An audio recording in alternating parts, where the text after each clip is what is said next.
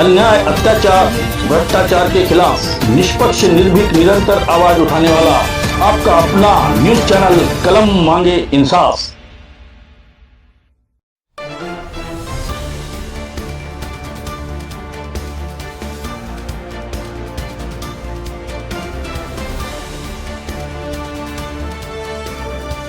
व्यवस्था नाही, सुविधा नाही, त्यांच्यावर सुद्धा कारवाई करण्यात येईल।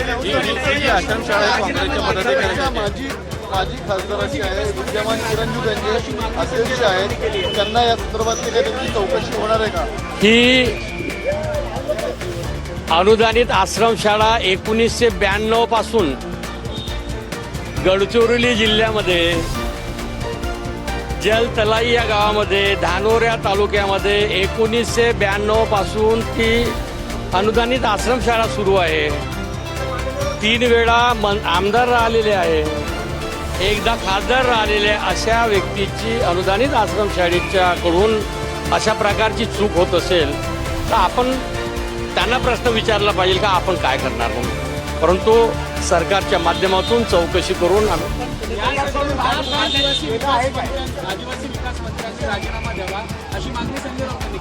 नाही बाबूत काय अनुदानित आश्रमशाळा 1992 पासून सुरू आहे, मोठ्या माणसाची आहे, आदिवासी माणसाची आहे। आदिवासी विद्यार्थ्याप्रती अशी चूक करणं हे योग्य आहे आणि संयुक्तिक नाही, त्यामुळे त्या संस्थेवर 100% तपासून कारवाई करण्यात येईल।